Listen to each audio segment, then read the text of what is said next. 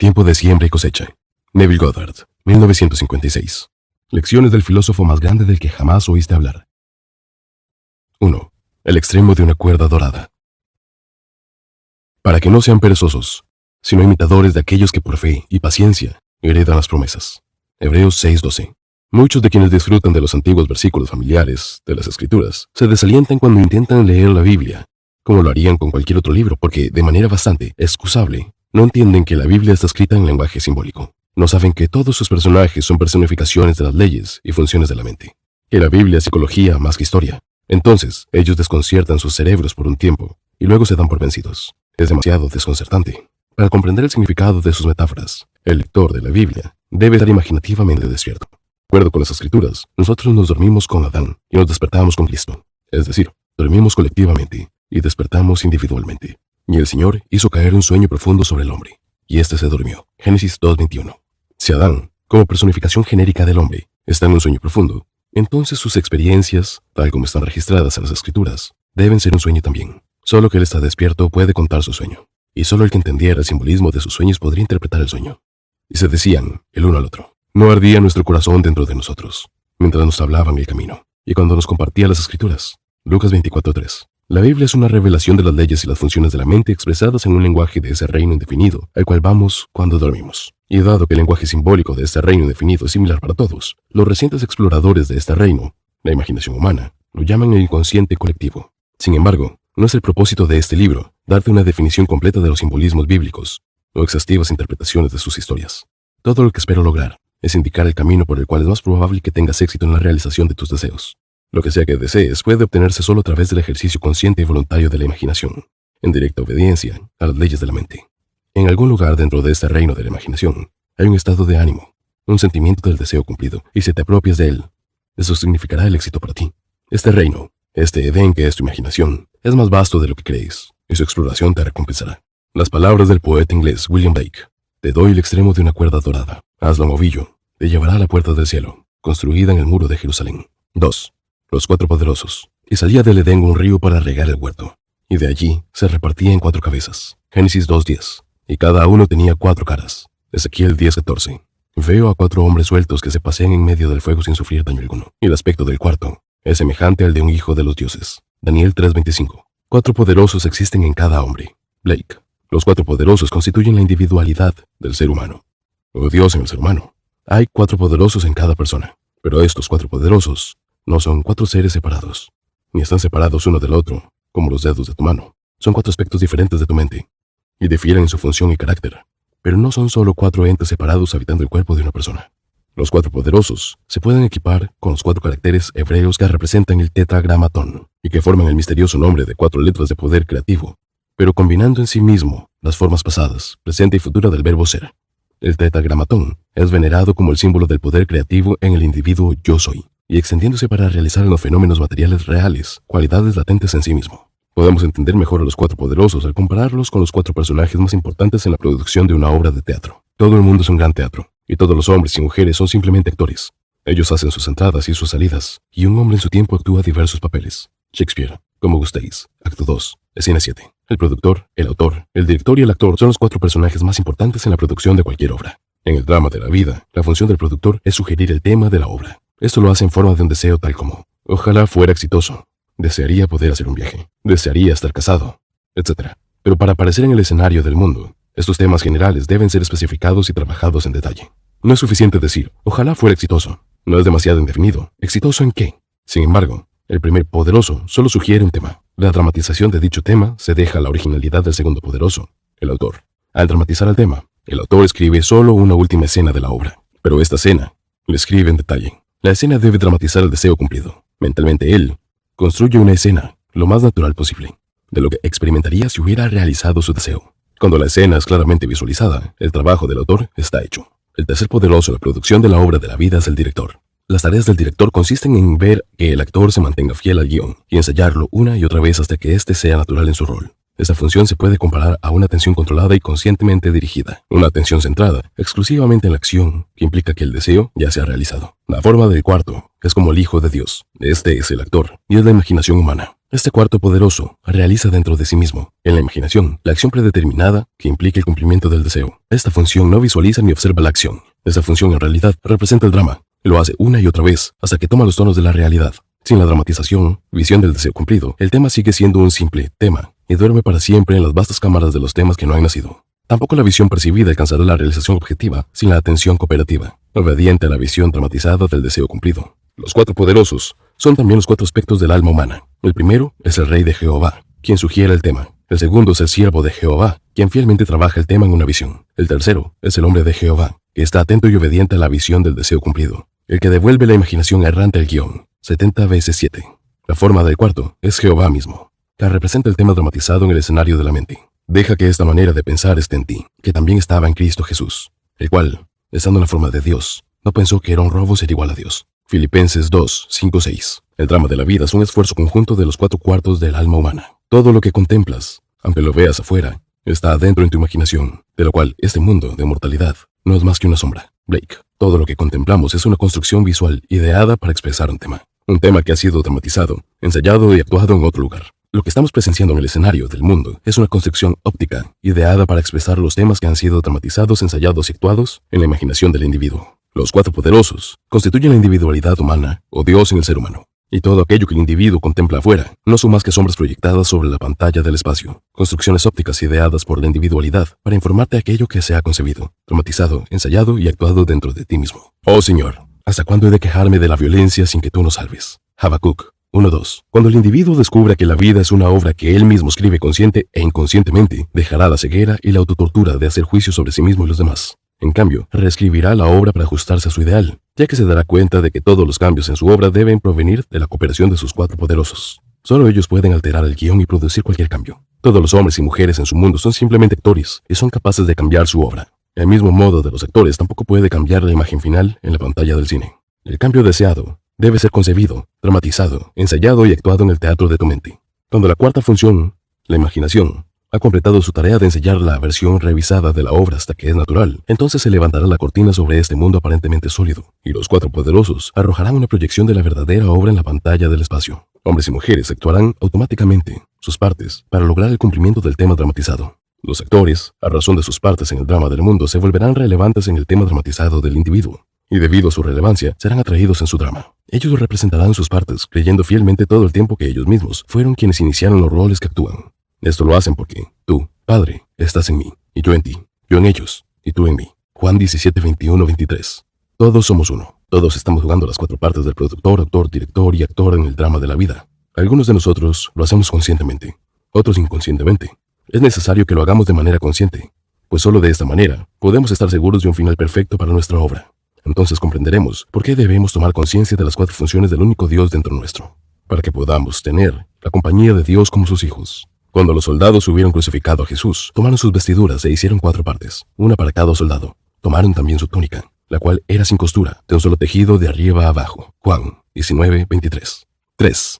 La fe. Y el Señor miró con agrado a Abel y a su ofrenda, pero a Caín y su ofrenda no miró con agrado. Génesis 4, 4, 5. Si examinamos las Escrituras, descubriremos un significado mucho más profundo en la cita anterior que el que nos daría una lectura literal. Y es que el Señor no es otro que tu propia conciencia. Di a los hijos de Israel, yo soy, me ha enviado a ustedes. Éxodo 3:14. Yo soy, es la autodefinición del Señor. Caín y Abel, como nietos del Señor, solo pueden ser personificaciones de dos funciones distintas de su propia conciencia.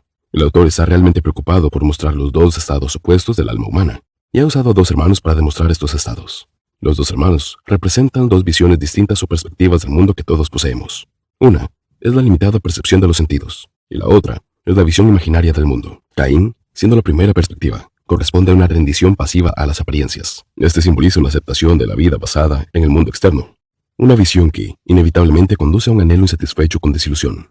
Abel, en cambio, como segunda perspectiva, corresponde a la visión del mundo del deseo cumplido, en donde el individuo se eleva por encima de la evidencia que le proporcionan sus sentidos frente a un estado de satisfacción, en donde ya no padece con deseo. La ignorancia de la segunda perspectiva corresponde a un alma en llamas. El conocimiento de la segunda perspectiva es la vía por la cual se alcanza el cielo del deseo cumplido. Ven, come mi pan y bebe mi vino, que yo he mezclado. Abandona la necedad y vivirás. Proverbios 9:56. En la epístola a los Hebreos, el escritor nos dice que la ofrenda de Abel era la fe, y el autor afirma, sin fe Es imposible agradar a Dios. Hechos 11:6. La fe es la sustancia de lo que se espera, la convicción de lo que no se ve. Por la fe entendemos que los mundos fueron enmarcados por las palabras de Dios, de modo que lo que se ve no fue hecho de cosas visibles. Hebreos 11:1-3. Caín cabe en la evidencia de los sentidos que el Señor, siendo esta la conciencia, rechaza, porque la aceptación de este regalo como molde del futuro significaría la fijación y la perpetuación del presente para siempre. El enfermo siempre estaría enfermo. El pobre siempre sería pobre. El ladrón siempre sería ladrón. Y así sucesivamente. Sin la redención. El Señor o conciencia no gusta de ese uso pasivo de la imaginación que es el regalo de Caín. Él se deleita con un regalo de Abel, el ejercicio activo, voluntario y amoroso de la imaginación a beneficio del individuo, para él y para los demás. El ideal siempre está esperando encarnarse. Pero a menos que nosotros mismos ofrezcamos el ideal al Señor, o sea, a nuestra conciencia, asumiendo que ya no somos aquello que buscamos encarnar, esto no podrá nacer. El Señor necesita diariamente su pan de fe para moldear el futuro en armonía con nuestros sueños. Por la fe, Abel ofreció a Dios un sacrificio más excelente que Caín. Hebreos 11:4. La fe sacrifica el hecho aparente por la verdad no aparente. La fe se aferra a la verdad fundamental de que, a través de una asunción, los estados invisibles se convierten en hechos visibles. San Agustín dijo, ¿por qué? ¿Qué es la fe a menos que sea para creer lo que no se ve? Una vez una joven me pidió que conociera a su hermana y a su sobrino de 3 años. Era un niño lindo y saludable, con ojos azules claros y una piel excepcionalmente fina y sin manchas. Entonces, ella me contó su historia. Al nacer, el niño era perfecto en todos los aspectos, excepto por una marca de nacimiento grande y fea, que le cubría un lado del rostro. Su médico les indicó que no se podía hacer nada para este tipo de marca. Las visitas a muchos especialistas solo confirmaron su declaración. Al escuchar el veredicto, la tía se dio la tarea de probar su fe, que una asunción, aunque negada por la evidencia de los sentidos, si se persistía, se manifestaría en los hechos. Y entonces, toda vez que ella pensaba en el bebé, veía en su imaginación a un bebé de 8 meses con una cara perfecta, sin ningún rastro de marca. Esto no fue fácil, pero ella sabía que, en este caso, ese era el regalo de Abel, que agradaba a Dios. Ella persistió en su fe, creía en lo que no se podía ver. El resultado fue que ella visitó a su hermana cuando el niño cumplió 8 meses y descubrió que tenía una piel perfecta, sin manchas, sin ningún rastro de marca de nacimiento que haya estado presente. ¡Suerte! Coincidencia, gritarán los Caínes del mundo. Pero no, Abel sabe que estos son calificativos dados por aquellos que no tienen fe en las obras de la fe. Caminamos por fe, no por vista. 2 Corintios 5:7.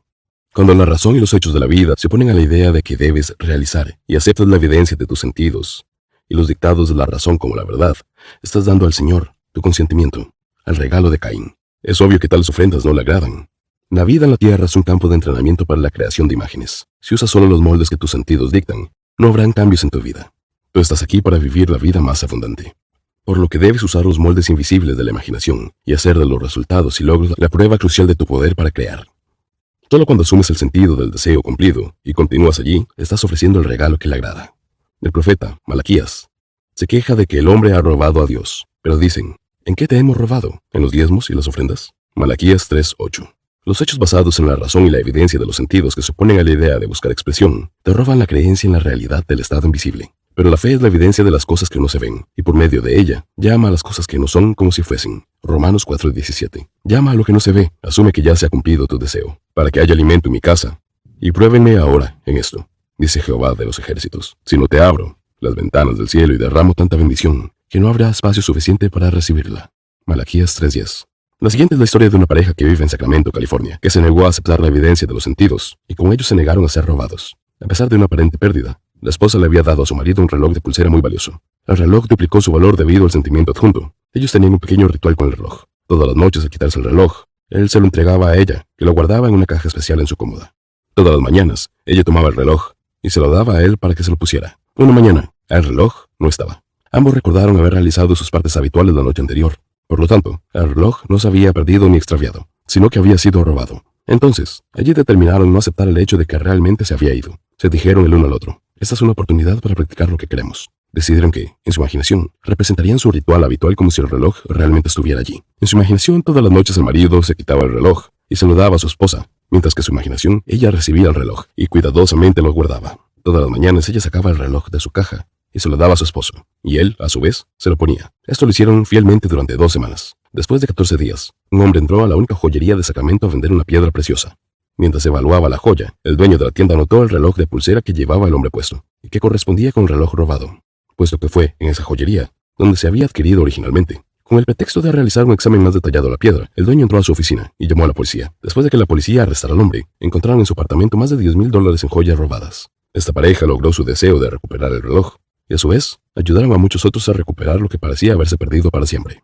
Si uno avanza confiadamente en la dirección de su sueño y se esfuerza por vivir la vida que ha imaginado, se encontrará con un éxito inesperado, en horas comunes. David Thoreau, filósofo norteamericano. 4. La escala de ser. Y tuvo un sueño, y he aquí, había una escalera apoyada en la tierra cuyo extremo superior alcanzaba hasta el cielo. Y he aquí los ángeles de Dios subían y bajaban por ella. Y he aquí, el Señor estaba sobre ella. Génesis 28, 12-13. En un sueño, en una visión de la noche, cuando el sueño profundo cayó sobre Jacob, se abrió su ojo interior y vio el mundo como una serie de conciencias ascendentes y descendentes. Era una revelación de la más profunda visión de los misterios del mundo. Jacob vio una escala vertical de valores ascendentes y descendentes o estados de conciencia de múltiples niveles. Esto le da sentido a todo en el mundo externo, ya que sin tal escala de valores no habría significado para la vida. En todo momento el individuo está sobre dicha escala eterna del significado. No hay objeto o evento que haya tenido lugar alguna vez o esté teniendo lugar ahora que no sea significado. El significado de un objeto o evento, para cada uno, es solo una referencia en su propio diccionario de significados conscientes. Por ejemplo, tú puedes estar sosteniendo este libro en un nivel de conciencia. El libro es un objeto en el espacio, en un nivel superior.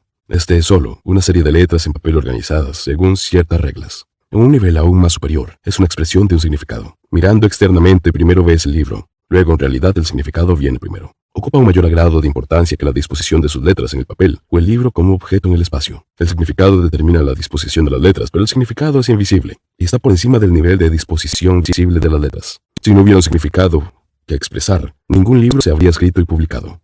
En el principio era la palabra, y la palabra estaba con Dios, y la palabra era Dios. Juan 1:1. En el principio era la intención, el significado verdadero. La intención estaba en el intencionado, y era el mismo intencionado. Los objetos y eventos en el tiempo, en el espacio, ocupan un nivel significativo menor que el nivel de significado que los produjo. Todas las cosas fueron hechas primero por su significado, y sin significado, nada de lo que ha sido hecho terminó siendo hecho. Es muy importante comprender el hecho de que todo lo que se ve en un nivel significativo inferior puede considerarse como el efecto de un orden significativo superior. Nuestro modo habitual de actuar en la vida física consciente siempre es buscar explicar los niveles significativos más altos, el por qué suceden las cosas, pero en términos de lo más bajo. Por ejemplo, tomemos un accidente real y tratemos de explicarlo. Digamos que un automóvil chocó con otro y prácticamente lo destruyó. Algunos de nosotros vivimos en el nivel más alto del cómo sucedió dicho accidente y decimos algo como: era una noche lluviosa, los caminos estaban resbaladizos y el segundo automóvil patinó sobre el primero. En raras ocasiones, algunos de nosotros alcanzamos el nivel más alto o causal del por qué ocurre un accidente de ese tipo. Aunque tomamos conciencia de lo invisible, el estado de conciencia que produjo el evento visible. En este caso, el automóvil, destruido, era conducido por una viuda que, aunque sentía que no podía permitirse el lujo, deseaba cambiar su entorno, habiendo escuchado que mediante el uso adecuado de su imaginación podía hacer y ser lo que deseaba ser, viviendo en la ciudad que ella deseaba. Al mismo tiempo, ella estaba viviendo en una conciencia de pérdida, tanto personal como financiera. Por lo tanto, ella trajo consigo un evento que aparentemente era otra pérdida. Pero la suma de dinero que le pagó la compañía de seguros le permitió hacer el cambio deseado en su vida. Cuando logramos vislumbrar el porqué detrás del aparente accidente, el estado de conciencia que produjo el accidente, somos guiados a la conducción de que no hay accidente. Todo en la vida tiene su significado invisible. El que se entera de un accidente, el que sabe cómo sucedió y el que sabe por qué sucedió, está en cada uno en diferentes niveles de conciencia con respecto a ese accidente. En la escala ascendente, cada nivel superior nos lleva un paso más adelante hacia la verdad del accidente. Debemos esforzarnos constantemente para elevarnos al nivel superior del significado, el significado que es siempre invisible y está por encima del evento físico. Pero recuerda, el significado o la causa del fenómeno de la vida solo pueden encontrarse dentro de la conciencia del individuo. Las personas que están absortas en el lado visible del drama de la vida, el lado del qué ha sucedido y cómo sucedió, que rara vez se elevan al lado invisible del por qué o para qué sucedió, se niegan a aceptar la advertencia del profeta de que lo que se ve fue hecho de lo que no se veía. Hebreos 11:13. Sus descripciones del qué ha sucedido y cómo sucedió son verdaderas en términos de su correspondiente nivel de pensamiento. Pero cuando preguntan por qué sucedió, todas las explicaciones físicas caen y se ven obligados a buscar el porqué o su significado en el nivel superior e invisible. El análisis físico o mecánico de los eventos trata solo con las relaciones externas de las cosas. Tal curso nunca alcanzará el nivel que contiene el secreto de por qué ocurren los eventos. El individuo debe reconocer que los lados inferiores y visibles fluyen del nivel del significado superior e invisible. La intuición es necesaria para elevarnos al nivel del significado, al nivel del por qué suceden las cosas. Sigamos el consejo del antiguo profeta hebreo y levantemos nuestros ojos a los montes, dentro de nosotros mismos, y observemos lo que está sucediendo allí. Veamos qué ideas hemos aceptado como verdaderas, a qué estados hemos llegado en nuestro consentimiento, a qué sueños, deseos y sobre todo a qué intenciones. Es desde estas colinas que todas las cosas vienen a revelar nuestra estatura y nivelen la escala vertical del significado, y levantemos nuestros ojos hacia él, tú, en mí, que trabaja detrás del velo. Veremos el significado de los fenómenos de la vida. Los eventos aparecen en la pantalla del espacio para expresar los diferentes niveles de conciencia de una persona. Un cambio en el nivel de tu conciencia automáticamente resulta en un cambio de fenómenos de tu vida. Intentar cambiar las condiciones antes de que cambie el nivel de conciencia de donde vinieron es luchar en vano. El individuo redime el mundo a medida que asciende en la escala vertical del significado.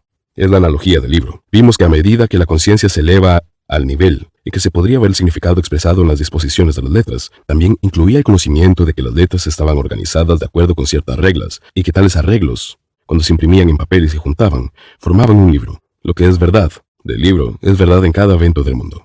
No harán mal, ni dañarán en todo mi santo monte, porque la tierra estará llena de conocimiento del Señor. Todas las aguas cubren el mar. Isaías 11:9. Nada debe ser descartado. Todo es para ser redimido. Nuestras vidas ascendiendo la escala vertical del significado hacia una conciencia cada vez mayor, una conciencia de cosas de significado superior, es el proceso por el cual se lleva a cabo esta redención. Como uno organiza letras en palabras y palabras en oraciones para expresar un significado de manera similar, la vida organiza circunstancias y condiciones y eventos para expresar los significados o actitudes invisibles de las personas. Nada es sin significado ni razón.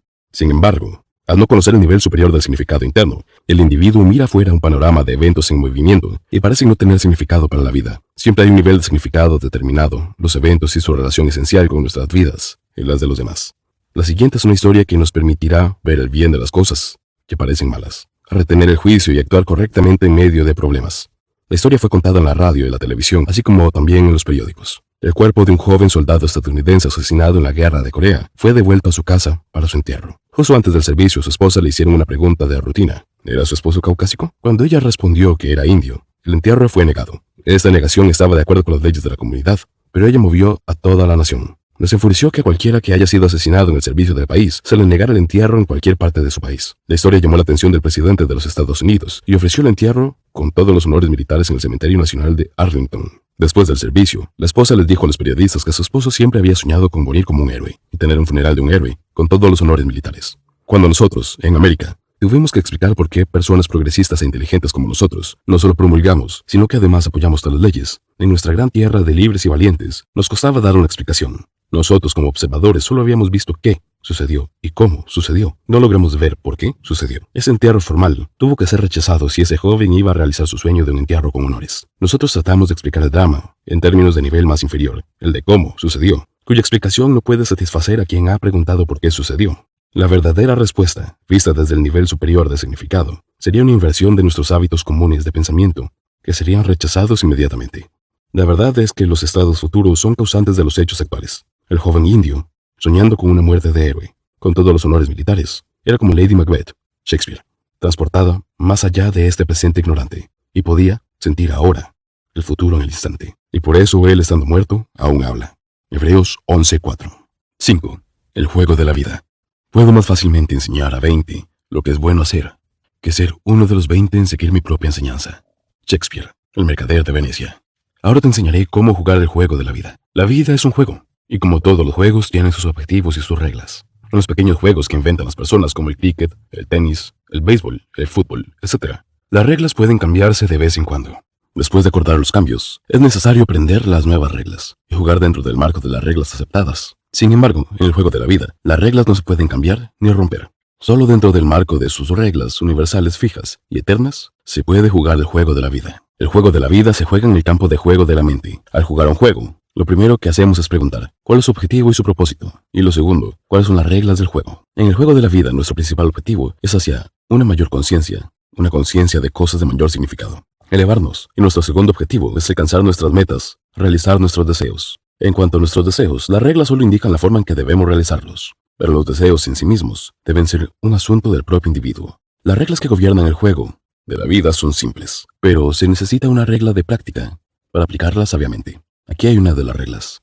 Como él piensa en su corazón, así es él. Proverbios 23:7. Por lo general se cree que el pensamiento es una función totalmente libre de trabas y sin reglas. Pero eso no es verdad. El pensamiento se mueve por sus propios procesos en un territorio delimitado, con caminos y con patrones definidos. El pensamiento sigue el camino establecido en sus propias conversaciones internas. Todos nosotros podemos realizar nuestros objetivos mediante el uso inteligente de la mente y el habla. La mayoría de nosotros somos totalmente inconscientes de la actividad mental que se desarrolla dentro de nosotros. Pero para jugar el juego de la vida exitosamente, debemos tomar conciencia de todas nuestras acciones mentales, ya que esta actividad, en forma de conversaciones internas, es la causa de los fenómenos externos de nuestra vida. Toda palabra ociosa que el hombre hable dará cuenta de ella en el día del juicio. porque por sus palabras será justificado, y por sus palabras será condenado. Mateo 12, 36, 37. La ley de la palabra no se puede romper. No será quebrado, hueso suyo. Juan 19, 36. La ley de la palabra nunca pasa por alto una palabra interna, y nuestra ignorancia de su poder no hace ni la menor concesión. La ley de la palabra moldea la vida a nuestro alrededor, mientras que nosotros por nuestras conversaciones internas moldeamos la vida dentro de nosotros mismos. Esto se hace para reservar nuestra posición en el campo de juego de la vida. No hay oponente en el campo de juego de la vida. Solo está el objetivo. No hace mucho tiempo estaba discutiendo con un exitoso y filántropo hombre de negocios. Él me contó una interesante historia sobre sí mismo. Me decía: ¿sabes, Neville? Aprendí sobre los objetivos en la vida cuando tenía 14 años. Y fue en el campo de carreras en la escuela. Yo era bueno en la pista y había tenido un buen día, pero había una carrera más por correr. Y tenía una dura competencia en otro chico. Yo estaba decidido a vencerlo. Lo vencí, es cierto. Pero mientras lo estaba vigilando, un tercer niño, que no era considerado para nada como competencia, ganó la carrera. Esa experiencia me enseñó una lección que he utilizado a lo largo de mi vida. Cuando la gente me pregunta acerca de mi éxito, yo debo decir que creo que es porque nunca he hecho mi objetivo el ganar dinero. Mi objetivo es el uso inteligente y productivo del dinero. Las conversaciones internas de este hombre estaban basadas en la premisa de que ya tiene dinero. Su pregunta interna constante es: ¿cuál es el adecuado uso de este? Las conversaciones internas del hombre que lucha por obtener dinero solo demuestran su falta de dinero. En su ignorancia del poder de la palabra está construyendo barreras en el camino hacia el logro de su objetivo. Él tiene un ojo en la competencia más que en la meta en sí. La culpa, querido Brutus, no está en las estrellas, sino en nosotros mismos, que consentimos en ser inferiores. Shakespeare, Julio César, Acto 1, Escena 2. Como los mundos fueron enmarcados por la palabra de Dios, también nosotros como imitadores de Dios, como hijos amados, creamos las condiciones y circunstancias de nuestras vidas mediante nuestras poderosas palabras humanas internas. Sin práctica, ni el más profundo conocimiento del juego podrán obtenerse los resultados deseados. El que sabe hacer lo correcto y no lo hace para él, es pecado. En otras palabras, fallará el blanco y no logrará su objetivo. En la parábola de talentos, la condena del maestro al siervo, que no hizo uso de su obsequio. Esto se aprecia de manera inconfundible, ya que, habiendo destruido una de las reglas del juego de la vida, nos arriesgamos al fracaso ignorándola.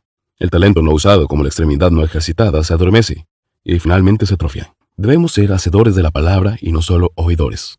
Dado que el pensamiento sigue los caminos establecidos en las propias conversaciones internas, no solo podemos ver hacia dónde nos dirigimos en el juego de la vida al observar nuestras conversaciones internas, sino que también podemos determinar hacia dónde iremos, controlando y dirigiendo nuestra conversación interna.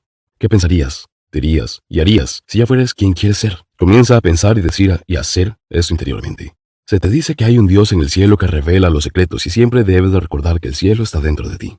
Eso es lo que hizo una mujer para cambiar el camino al cual lamentablemente había estado atada hacia la dirección en la que ella quería ir. Durante 2 años se había mantenido alejada de las 3 personas que más amaba. Ella había tenido una pelea con su nuera, quien le echó de su casa. Durante esos 2 años, ella no había visto ni escuchado nada de su hijo, su nuera o su nieto, a pesar de haberle enviado numerosos obsequios a su nieto durante este tiempo. Cada vez que ella pensaba en su familia, mantenía una conversación mental con su nuera, culpándola por la pelea y acusándola de ser egoísta. Al escuchar una conferencia mía, de pronto se dio cuenta de que ella era la causa del prolongado silencio, y que ella, y solo ella, debía hacer algo al respecto, reconociendo que su objetivo era volver a tener esa afectuosa relación de antes. Ella se propuso la tarea de cambiar por completo su conversación interna. Esa misma noche, en su imaginación, hizo 2 tiernas y amorosas cartas escritas a ella misma, una como si viniera de su nuera, y la otra de su nieto. En su imaginación, las leyó una y otra vez, hasta que se durmió en el alegre ánimo de haber recibido las cartas. Ella repitió este acto imaginario cada noche durante 8 noches. En la mañana del 9º día, recibió un sobre con 2 cartas, una de su nuera y otra de su nieto. Eran cartas amorosas y tiernas, que le invitaban a visitarles, casi réplicas de las que había hecho mentalmente. Al usar su imaginación consciente y amorosamente, había cambiado el camino al cual había estado atada, hacia la dirección que quería ir, hacia una feliz reunión familiar. Un cambio de actitud es un cambio de posición en el campo de juego de la vida. El juego de la vida no es jugado allí afuera, en lo que se llama tiempo y espacio. Los movimientos reales en el juego de la vida tienen lugar dentro, en el campo de juego de la mente. 6. Tiempo. Tiempos y la mitad. Y uno de ellos dijo al hombre vestido de lino, que estaba sobre las aguas del río: ¿cuándo será el fin de estas maravillas? Y hoy, al hombre vestido de lino que estaba sobre las aguas del río, que, levantando su mano derecha y su mano izquierda al cielo, juró por aquel que vive para siempre que será por un tiempo. Tiempos y la mitad. Daniel 12, 6, 7. En una de mis conferencias impartidas en Los Ángeles sobre el tema del significado oculto detrás de las historias de la Biblia, alguien me pidió que interpretara la cita anterior del libro de Daniel.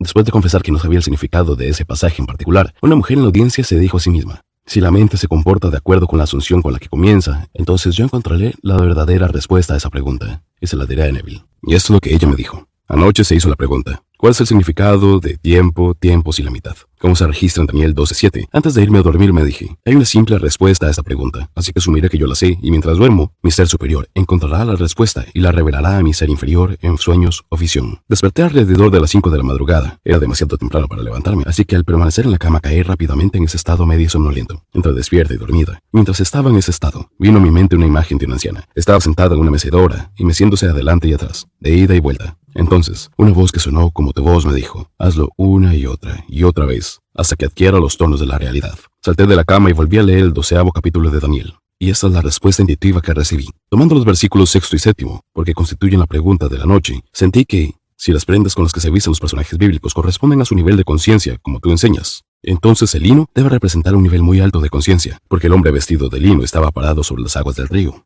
Y si como enseñas el agua simboliza un alto nivel de verdad psicológica, entonces el individuo que pueda caminar sobre ella verdaderamente debe representar un exaltado estado de conciencia. Por lo tanto, sentí que lo que él tenía que decir realmente debía ser muy significativo. Ahora la pregunta que se le hacía era, ¿cuál será el fin de estas maravillas? Y su respuesta fue, un tiempo. Tiempos y la mitad.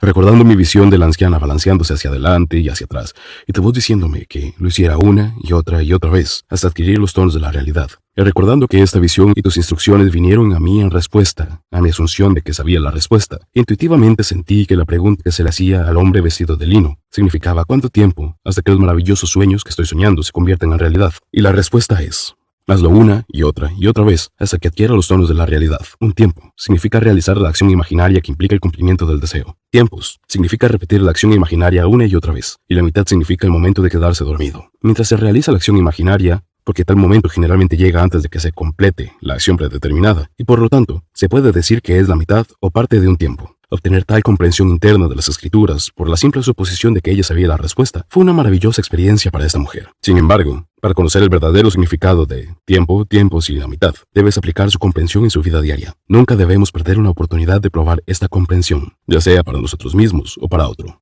¿Cuándo será el fin de estas maravillas? Será por tiempo, tiempos y la mitad. En su sueño, una visión nocturna, cuando un sueño profundo cae sobre los hombres, mientras dormitan en sus lechos, entonces él abre el oído de los hombres y sella su instrucción. Job 33, 15-16. 7. Sean astutos como serpientes. Sean, pues, astutos como serpientes e inocentes como palomas. Mateo 10:16. La capacidad de la serpiente de formar su piel mediante la osificación de una porción de sí misma hizo que se considerara a este como un símbolo de poder del crecimiento infinito. Por lo tanto, cuando al individuo se le dice que sea astuto como la serpiente y aprenda a arrojar su piel, que corresponda a su entorno, su ser solidificado, se expresa es que él debe aprender a dejar ir, como una manera de despojarse de su antiguo ser, y saber que al igual que la serpiente, él de seguro no morirá. El individuo no ha aprendido que todo lo que está fuera de su cuerpo físico también es parte de sí mismo. Su mundo y todas las condiciones de su vida no son más que la proyección de su estado de conciencia. Cuando él conozca esta verdad, él dejará la inútil lucha contra sí mismo y sus circunstancias, y como la serpiente dejará que lo antiguo se vaya y se desarrolle un nuevo entorno. El hombre es inmortal, por lo tanto, debe morir infinitamente, porque la vida es una idea creativa, solo puede encontrarse a sí misma en formas cambiantes. Tagore. En la antigüedad, las serpientes también fueron asociadas con la custodia de tesoros y riqueza. El mandato a ser astuto como serpiente es el consejo para el individuo a despertar el poder de su imaginación para que él, como serpiente, pueda crecer y morir sin morir. Porque solo de tales muertes y resurrecciones, y arrojando lo antiguo y poniéndose lo nuevo, vendrá el cumplimiento de sus sueños y el hallazgo de sus tesoros. Las escrituras dicen, la serpiente era más astuta que cualquiera de los animales del campo que el Señor Dios había hecho. Génesis 3:1. Es así como la imaginación es más sutil que cualquier criatura de los cielos que el Señor Dios ha creado. La imaginación es la criatura que fue sometida a vanidad, no voluntariamente, sino por causa de aquel que la sometía en la esperanza. Porque, en esperanza, hemos sido salvados. Pero la esperanza que se ve no es esperanza, pues, ¿por qué esperar lo que uno ve? Pero si esperamos lo que vemos, con paciencia lo aguardamos. Romanos 8, 20, 24, 25. Aunque el ser exterior, el ser de los sentidos, está entrelazado con su entorno y el ser interior, o espiritual, el ser de la imaginación, no depende de este. Si estuviera entrelazado con dicho entorno, ese llamado a ser astutos como serpientes sería en vano. Si estuviéramos completamente entrelazados con nuestro entorno, no podríamos reenfocar nuestra atención lejos de la evidencia de los sentidos y sentirnos como si nuestro deseo ya fuera cumplido. El cuerpo espiritual de la imaginación no está entrelazado con el entorno del individuo. El cuerpo espiritual puede retirarse del ser externo de los sentidos e imaginarse a sí mismo como lo que quiere ser. Y si permanece fiel a dicha visión, la imaginación construirá para él un nuevo entorno en el cual vivir. Eso es lo que significa la declaración. Voy a preparar un lugar para ti. Y si voy y preparo un lugar para ti, vendré otra vez y te tomaré conmigo, para que, donde yo estoy, allí también estés tú. Juan 14:2-3. El lugar que está preparado para ti no necesita ser un lugar en el espacio. Dicho lugar puede corresponder a salud, a riqueza, compañía, cualquier cosa que desees en este mundo. Ahora, ¿cómo se prepara ese lugar? Primero debes construir una representación lo más real posible de lo que verías y oirías y harías si estuvieras físicamente presente y físicamente moviéndote en ese lugar. Luego, con tu cuerpo físico inmovilizado, debes imaginar que en realidad te encuentras en ese lugar y estás viendo, oyendo y haciendo todo lo que verías, oirías y harías si estuvieses físicamente allí. Debes hacer esto una y otra vez hasta que adquiera todos los tonos de ser realidad. Cuando se sienta natural, ese lugar se habrá preparado como el nuevo entorno para tu ser externo o físico. Ahora, puedes abrir tus ojos físicos y regresar a tu estado anterior.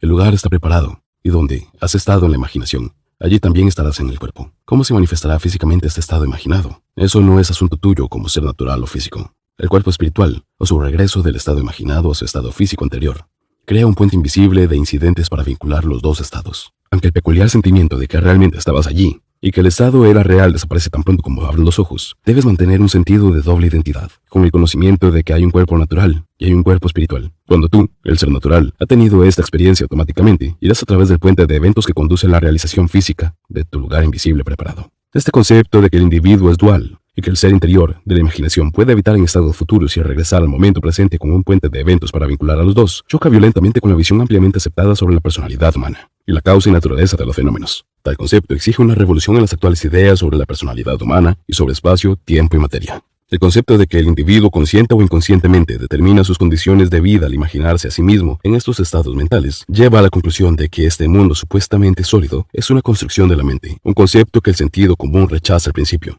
No obstante, debemos recordar que la mayoría de los conceptos que el sentido común rechazó en un principio terminaron siendo aceptados más tarde por el mismo mundo. El cielo sabe que lo que parece un absurdo mañana puede ser una verdad demostrada. El poder creativo en el individuo duerme y necesita ser despertado. Despierta, tú que duermes, y levántate de entre los muertos. Efesios 5:14. Despierta del sueño que te dice que el mundo exterior es la causa de las condiciones de tu vida. Elévate del pasado muerto y crea un nuevo entorno. ¿No saben que ustedes son el templo de Dios y que el Espíritu de Dios habita en ustedes? 1 Corintios 3:16. El Espíritu de Dios en ti es tu imaginación, pero duerme y necesita ser despertado, para que pueda elevarse de la prisión de los sentidos en donde durante tanto tiempo ha estado amarrado. Las infinitas posibilidades que se te presentan cuando te vuelves astuto como serpiente son inconmensurables. Escogerás las condiciones ideales que deseas experimentar y el entorno ideal en el que deseas vivir. Al experimentar estos estados en la imaginación, hasta que se adquieran una viveza sensorial, las exteriorizarás con la misma certeza con la que la serpiente exterioriza su piel. Y cuando hayas crecido más, los abandonarás tan fácilmente como la serpiente arroja su esmaltada piel. Dios deseó forma,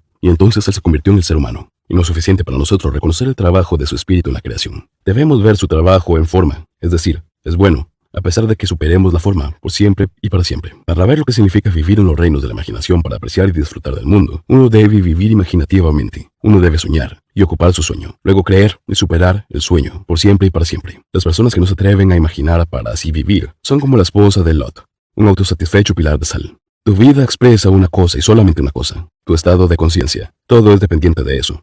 Cuando tú, a través de la imaginación, asumes un estado de conciencia, ese estado comienza a vestirse en su forma. Se solidifica a tu alrededor, como la piel de la serpiente se osifica a su alrededor. Pero debes ser fiel a dicho estado. No debes ir de un estado a otro, sino más bien, espera pacientemente en este estado invisible, hasta que tome forma y se convierta en un hecho objetivo. Es necesario tener paciencia, pero la paciencia será fácil después de tu primer éxito en arrojar lo antiguo y hacer que crezca lo nuevo, porque seremos capaces de esperar de acuerdo a cómo hemos sido recompensados por la comprensión en el pasado. La comprensión es el secreto de la paciencia. Qué alegría natural y deleite espontáneo yace al ver el mundo no con los ojos, sino a través de los ojos. Todas las cosas están hechas por el poder de la imaginación. Nada comienza excepto en la imaginación humana. De adentro hacia afuera. Es la ley del universo. Como es dentro, así es afuera. El individuo se vuelve hacia afuera en su búsqueda por la verdad. Pero lo esencial es mirar adentro. Ustedes son dioses, y todos ustedes son hijos del Altísimo. Salmos 82:6. Sean ustedes, por lo tanto, astutos como serpientes e inocentes como palomas. Mateo 10:16. 8. El agua y la sangre. El que no nace de nuevo no puede ver el reino de Dios. Juan 3:3. Pero uno de los soldados le abrió el costado con una lanza, y al instante salió sangre y agua. Juan 19:34. Este es el vino mediante agua y sangre, Jesucristo, no solo por agua, sino por agua y sangre. 1 Juan 5:6. Según el Evangelio y la epístola de Juan, no solo debemos nacer de nuevo, sino que debemos nacer de nuevo de agua y sangre. Estas dos experiencias internas están vinculadas con dos ritos externos, el bautismo y la comunión. Pero los dos ritos externos, el bautismo, para simbolizar el nacimiento por agua, y el vino de comunión para simbolizar la aceptación de la sangre del Salvador. No pueden producir un nacimiento real o la transformación radical que se le promete al individuo. El uso externo de agua y el vino no puede provocar el cambio de mentalidad deseado. Por lo tanto, debemos buscar el significado oculto detrás de los símbolos de agua y la sangre. La Biblia usa muchas imágenes para simbolizar la verdad, pero las imágenes utilizadas simbolizan dicha verdad en diferentes niveles de significado. En el nivel más bajo, la imagen más utilizada es la piedra. Por ejemplo, había una gran piedra sobre la boca del pozo, cuando todos los rebaños se juntaban allí. Entonces rodaban la piedra de la boca del pozo y daban de beber a las ovejas. Génesis 29, 2-3. Descendieron de las profundidades como piedra. Éxodo 15:5. Cuando una piedra bloquea el pozo, significa que la gente ha tomado de manera literal esas grandes revelaciones simbólicas de la verdad. Cuando alguien rueda la piedra, significa que un individuo ha descubierto debajo de la alegoría o parábola su germen psicológico o significado. Ese significado oculto que se encuentra detrás de las palabras literales está simbolizado por el agua. El que es de mentalidad literal y rechaza la copa de agua que existe a esta verdad psicológica, desciende a las profundidades como una piedra. Alguien así permanece en un nivel donde ve todo en pura objetividad, sin ninguna relación subjetiva. Él puede someterse a todos los mandamientos escritos en piedra, pero lo rompe psicológicamente todo el día. Por ejemplo, puede que literalmente no robe la propiedad de otro, pero mira al otro en necesidad, o con celo y envidia. Ver a otro en necesidad es robarle sus derechos como hijo de Dios, porque todos somos hijos del Altísimo. Y si hijos, también herederos, herederos de Dios y coherederos con Cristo. Romanos 8:17. Saber qué hacer ante una aparente desgracia es tener la copa de agua, contar la verdad psicológica que podría salvar la situación, pero tal conocimiento no es suficiente. El individuo no solo debe llenar las vasijas de piedra con agua, es decir, descubrir la verdad psicológica, sino que debe convertirla en vino. Esto lo hace viviendo una vida de acuerdo con la verdad que ha descubierto. Solo mediante ese uso de la verdad puede probar el agua hecha vino. Juan 2:9. Juan 2:9. El derecho del ser humano es ser Jesús. Él nació para salvar a su pueblo de sus pecados. Mateo 1:21. Pero la salvación de una persona no es solo por agua, sino por agua y sangre. No es suficiente saber qué hacer para salvarse a sí mismo o a otro. Debes hacerlo, actuar, saber qué hacer. Es agua, hacerlo, es sangre. Este es el vino, no solo de agua, sino de agua y sangre. Todo este misterio está en el uso consciente y activo de la imaginación para apropiarse de este estado particular de la conciencia que te salvaría a ti o a otros de la limitación actual. Las ceremonias externas no pueden lograr esto. Allí se encontrarán con un hombre que lleva un cántaro de agua. Síganlo a la casa donde entre. Y dirán al dueño de la casa: el maestro te dice, ¿dónde está la habitación en la cual pueda comer la Pascua con mis discípulos? Entonces, él les mostrará un gran aposento alto, ya dispuesto y preparado. Lucas 22, 10-12. Lo que sea que desees ya está dispuesto y preparado. Tu imaginación puede ponerte en contacto interiormente con este estado de conciencia. Si imaginas que ya eres aquel que quieres ser, estás siguiendo al hombre que lleva un cántaro de agua. Si permaneces en ese estado, has entrado en la habitación para celebrar la Pascua y has entregado tu espíritu a las manos de Dios, tu conciencia. El estado de conciencia de una persona es su demanda en el almacén infinito de Dios. Y como la ley del comercio, una demanda crea una oferta. Para cambiar la oferta, cambia la demanda.